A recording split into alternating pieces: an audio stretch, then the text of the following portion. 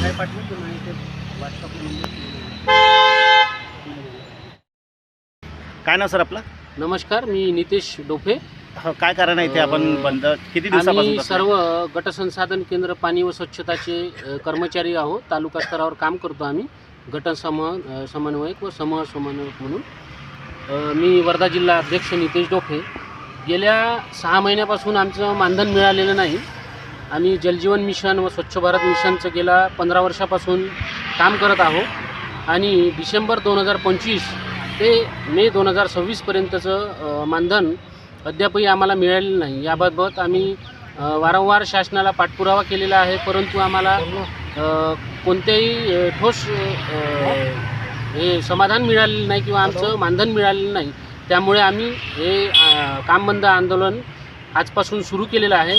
याबाबत माननीय मुख्य कार्यकारी अधिकारी यांनासुद्धा निवेदन दिलेलं आहे.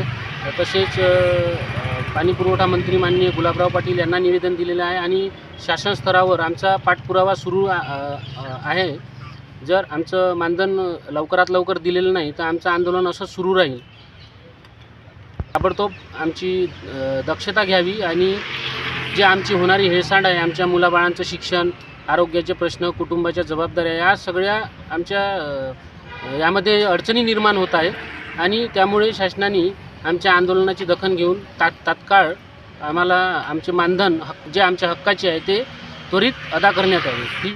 काय कारण आहे सर आज आपण धरणे आंदोलन बसले आणि आज पहिला दिवस आहे वाटते? सविस्तर सांगा, माहिती द्या, आपला परिचय द्या.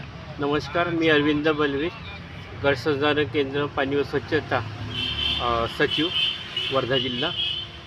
गेल्या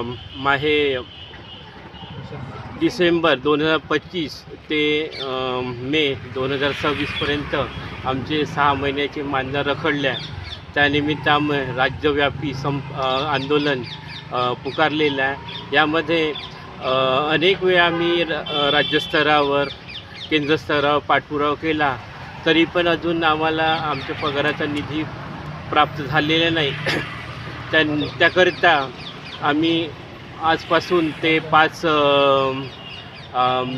जूनपर्यंत आंदोलन पुकारलेलं आहे. ते आंदोलन यशस्वी करण्यासाठी आम्ही सतत पाठपुरावा करत आहे. ह्या आंदोलनावरून आम्ही जे मागण्या आमच्या मान्य झाल्या तर आम्ही आंदोलन मागे घेणार आहे, अन्यथा आमचं 3 टप्प्यामध्ये आंदोलन चालणार आहे. दुसऱ्या टप्प्यामध्ये आम्ही जळगावला माननीय गुलाबराव पाटील पाणीपुरवठा मंत्री यांच्या घरापर्यंत पायदळ मोर्चा नेणार आहे. त्यानंतर जर आमच्या आंदोलनाचा तिसरा टप्पा म्हणजे आम्ही जोपर्यंत आमच्या मागण्या मान्य होणार नाही तोपर्यंत आम्ही हे आंदोलन असंच सुरू राहील. तरी सरकारने आमच्या आंदोलनाची दक्षता घेऊन आमचे मानधन वेळपूर्ण आमच्या खात्यावर जमा करण्यात हीच शासनाकडे आम्ही विनंती करतो. भाऊ इकडे बघा.